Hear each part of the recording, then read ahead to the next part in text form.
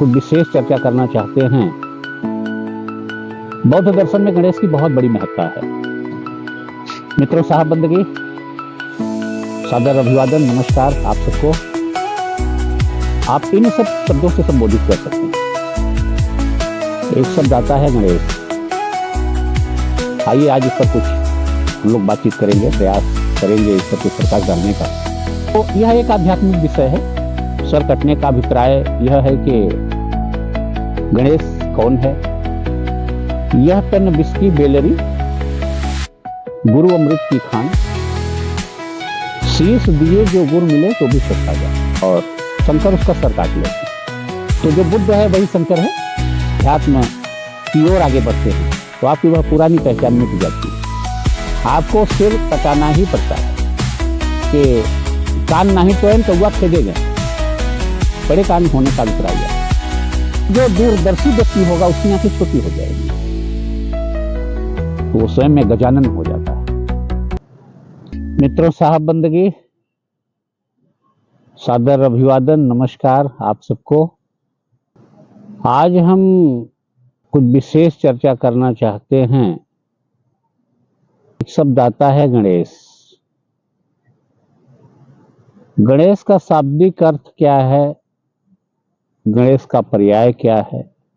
गणपति कहते किसको हैं? तो यह एक बौद्ध दर्शन का सिद्धांत है, एक विचार है।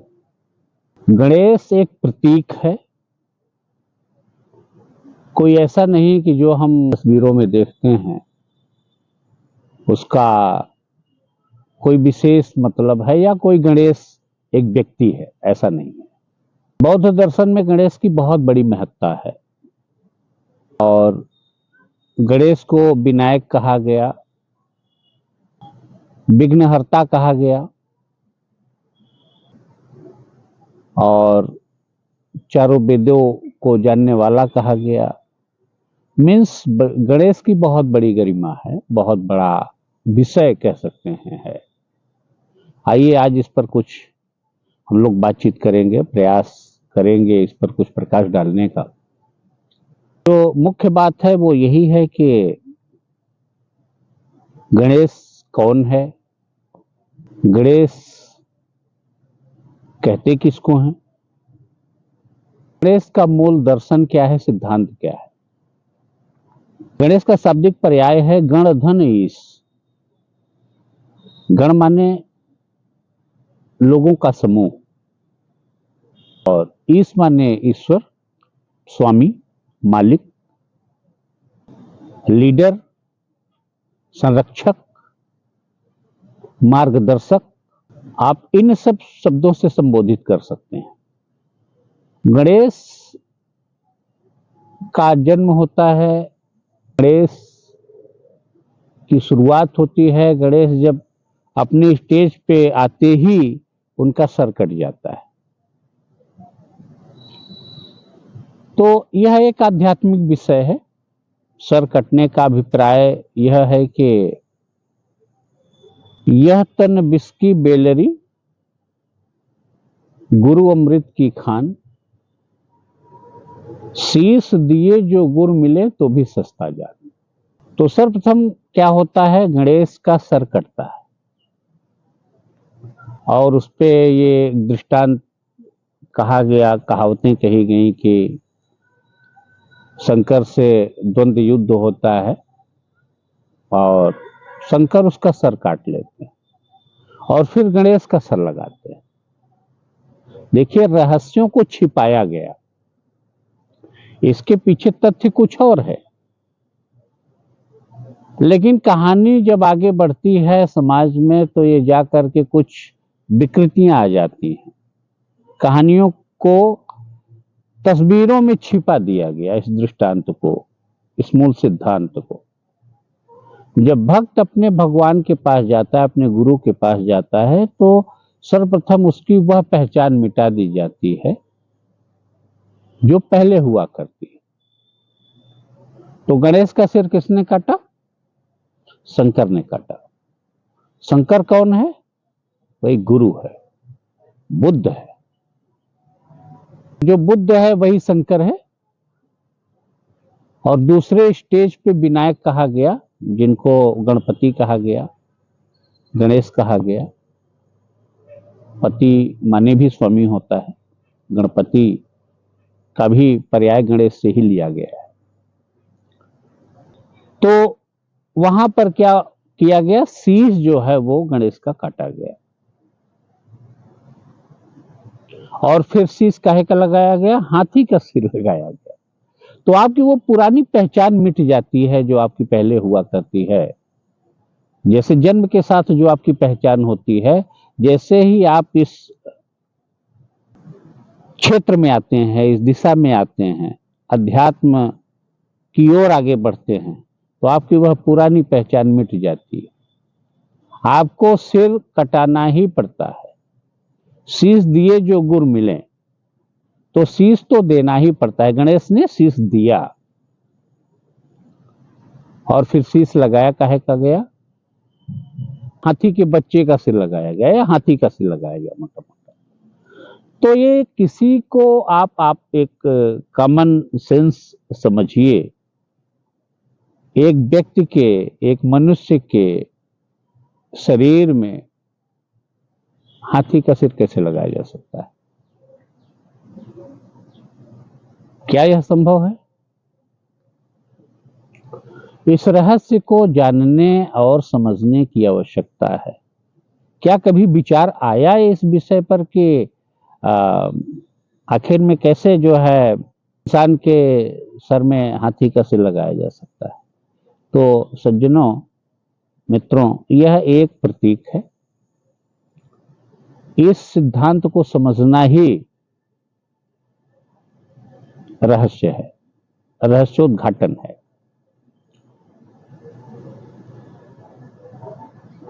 जैसे हाथी का सिर लगाया गया, तो हाथी के क्या है, कान बड़े हैं। कान बड़े होने का अभिप्राय सिर्फ यह है कि आप ज्यादा से ज्यादा शब्दों को सुने। एक देसी कहावत है कि कान नाही टोयन कौआ खेदे गए।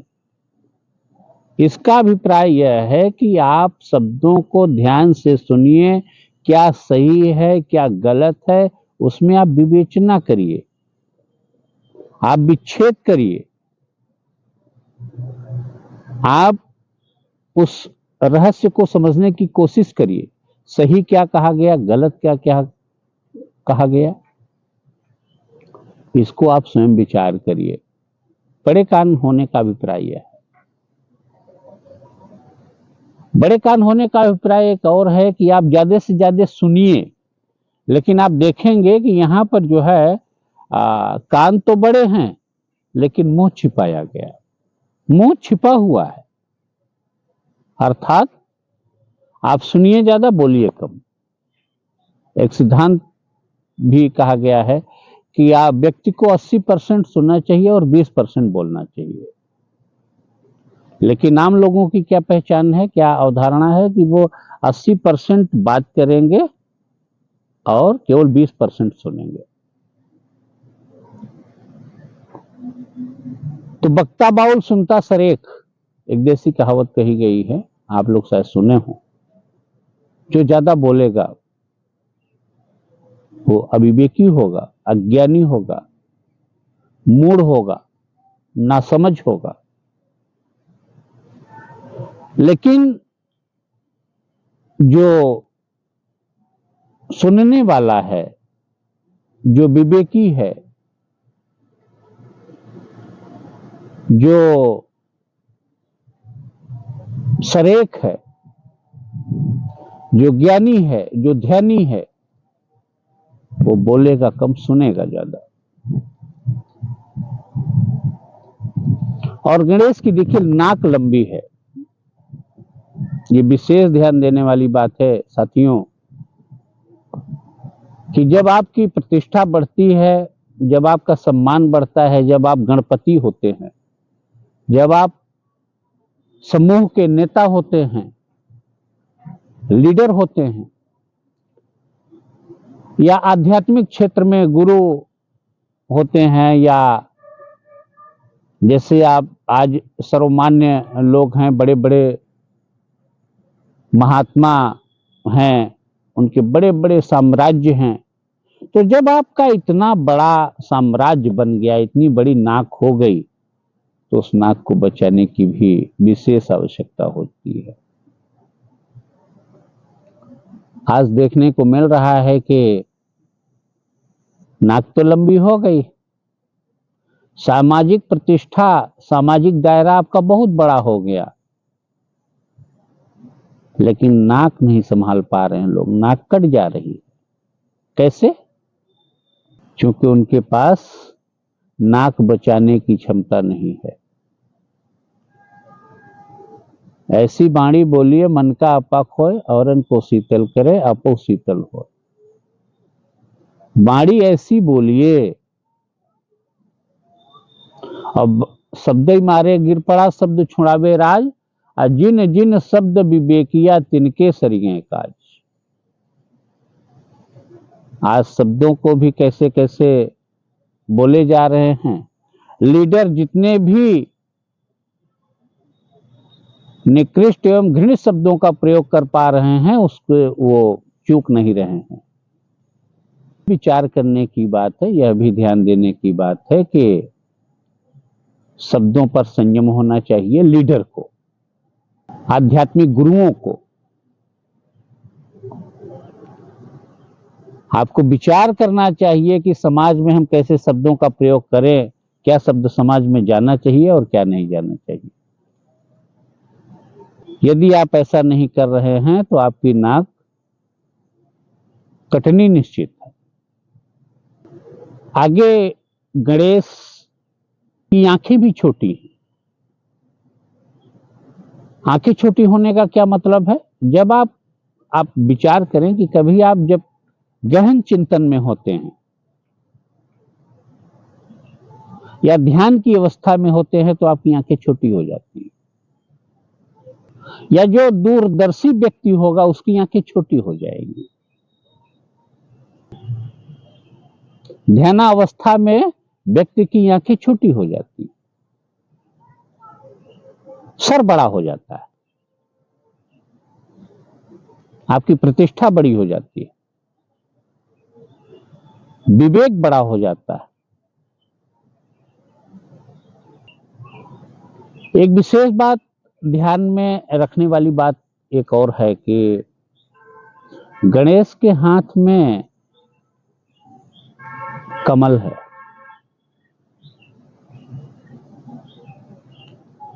कमल का अभिप्राय यह है कि वह प्रतीक है, वह आपको याद दिलाता है कि लीडर को कमल की तरह रहना चाहिए।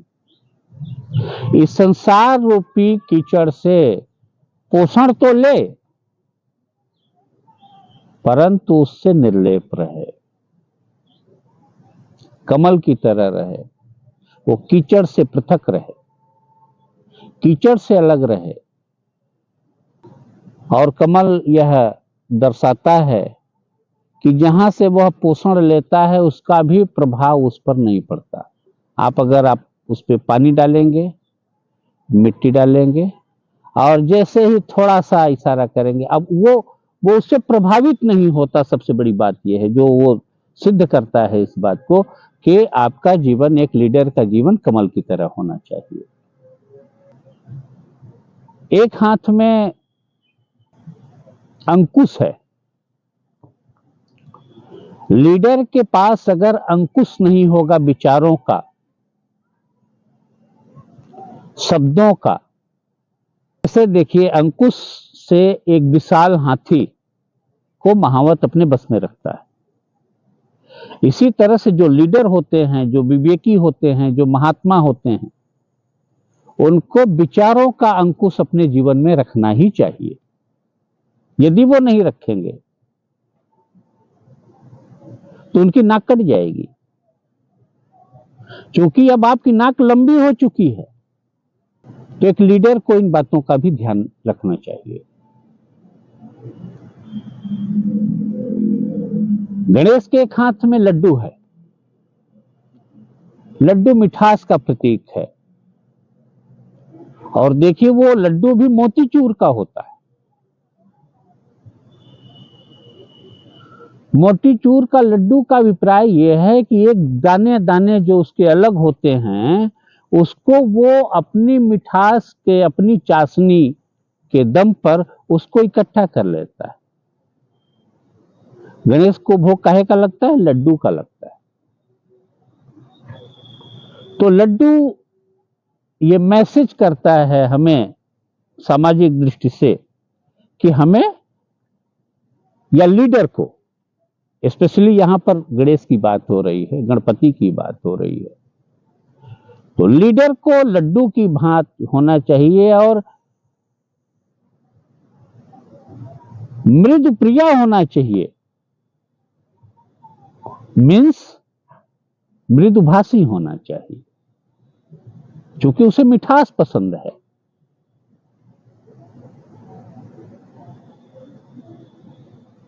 और किसी विद्वान ने कहा है कि लोगों के साथ वैसा ही व्यवहार करना चाहिए जो व्यवहार आपको स्वयं के लिए पसंद हो।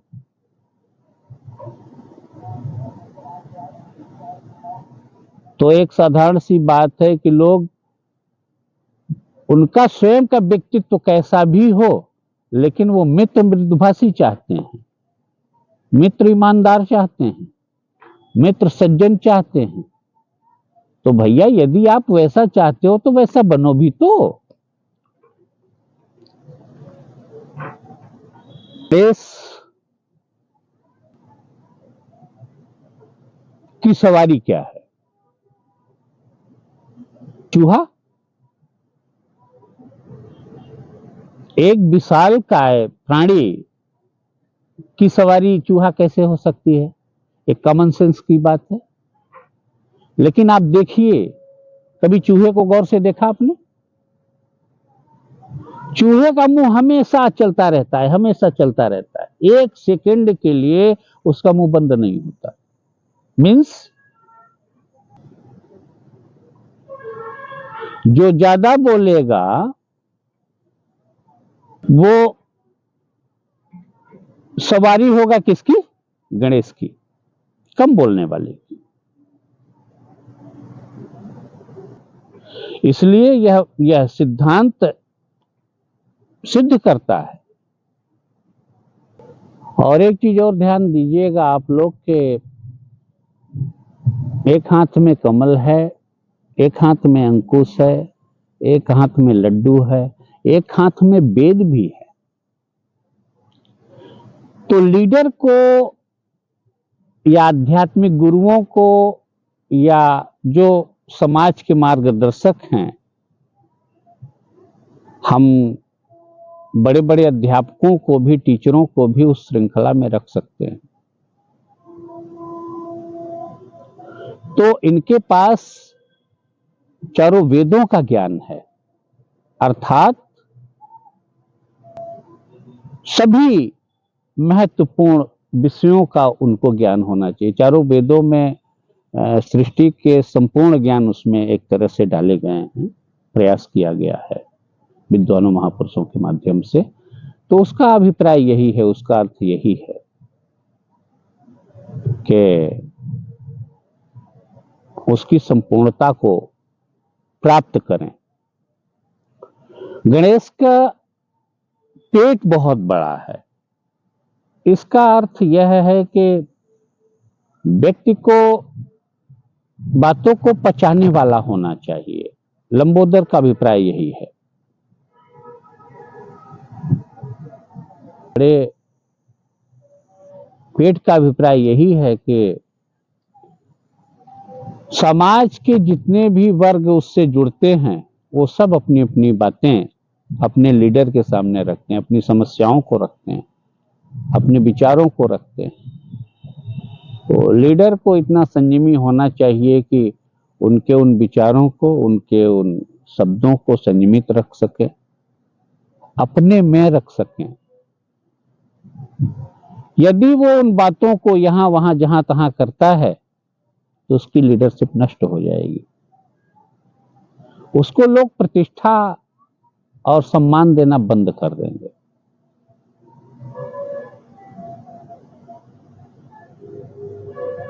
जब व्यक्ति का पहचान बड़ा होता है, सिर बड़ा होता है, तो वो स्वयं में गजानन हो जाता है।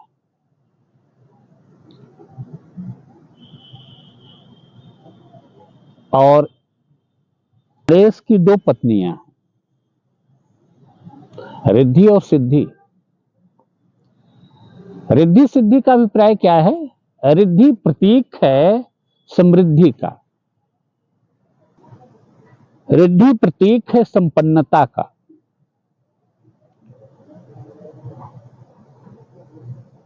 जब आप संसाधन संपन्न होते हैं, जब आप गणेश होते हैं, तो यह उपलब्धि आपको अनायास मिल जाती है।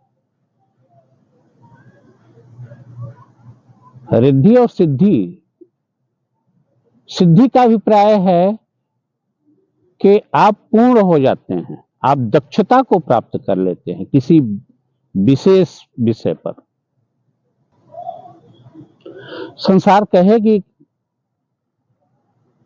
आदरणीय कलाम जी अविवाहित रहे, लेकिन मेरा अपना मानना है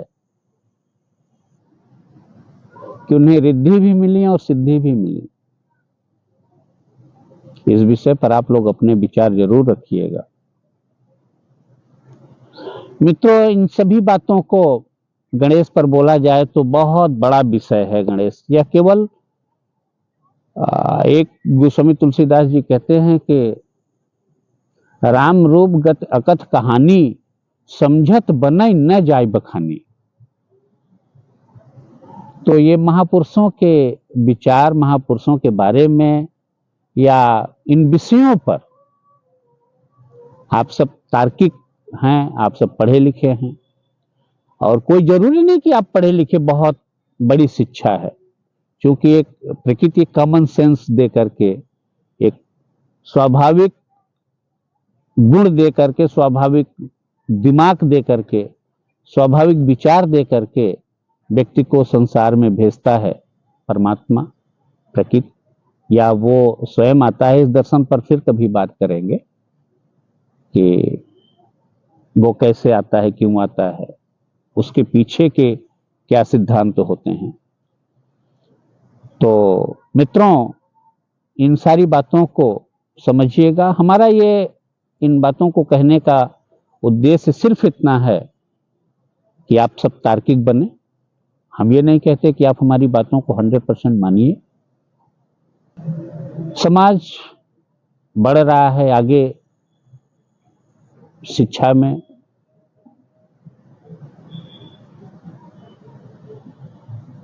तो हम ये कहेंगे कि आप सब तार्किक बने,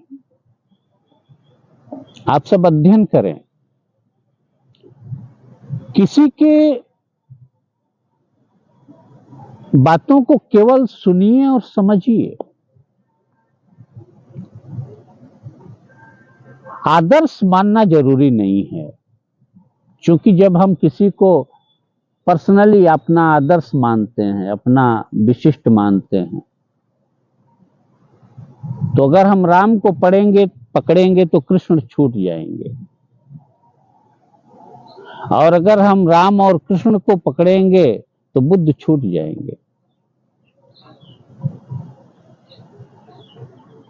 किसी व्यक्ति विशेष को पकड़ेंगे, हमारे तो सभी महापुरुष हैं ना, सभी महापुरुष हमारे हैं, उनके विचारों को सुनिए, समझिए, तार्किक बनिए, अंधविश्वासी मत बनिए। इन्हीं बातों के साथ मैं अपने वाणी को विराम देना चाहूंगा। यदि हमारी बातें अच्छी लगें तो इसको लाइक करिए, कमेंट करिए, या जहां भी आप असहमत हैं हमारी विचारों से तो कमेंट करिए और अपने विचार जरूर रखिए। फिर से मैं आखिर में कहूंगा कि खूब पढ़िए, अध्ययन करिए, तार्किक बनिए, अंधविश्वासी मत बनिए। बहुत बहुत धन्यवाद साहब बंदगी।